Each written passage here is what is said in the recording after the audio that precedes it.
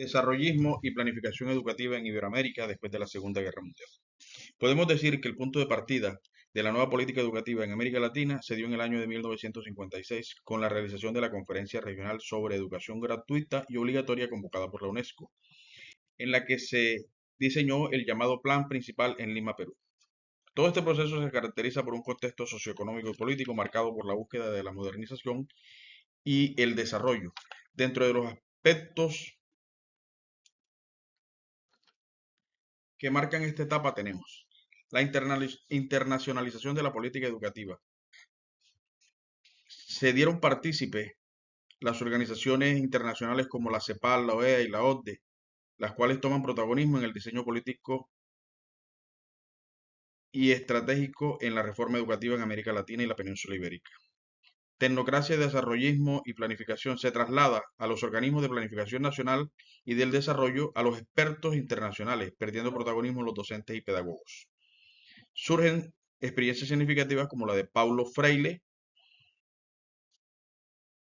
Aumento en la tasa de escolarización. Se propicia un espectacular aumento en las cifras de escolarización en todos los niveles. Se amplía la cobertura a la media rural y se promovió el alargamiento del periodo escolar obligatorio. Movimiento estudiantil y docente. A finales de los años 70 tuvieron un enorme protagonismo en la vida política de todos los países, permitiendo con esto el desarrollo interno de las universidades. De igual manera, en América Latina se definió el estatuto profesional docente. Reformas educativas socialistas. Dentro de estas reformas socialistas aplicadas en los gobiernos de Chile, Cuba y Nicaragua, primó la alfabetización a los adultos y la extensión de la cobertura escolar a la zona rural. Impulsaron también la educación técnica y politécnica, así como la educación preescolar. A este proceso ellos le llamaron Sistema Escolar Unificado, el cual estaba bajo el control del Estado. Dentro de estos aspectos marcados tenemos la crisis del desarrollismo y la política educativa a partir de la década de 1980. En la que se evidenció un nuevo ciclo de reformas, descentralización y neoliberalismo, en el que primó la obsesión por la calidad y la competitividad. A esta, a esta, a este periodo se le llamó la década perdida.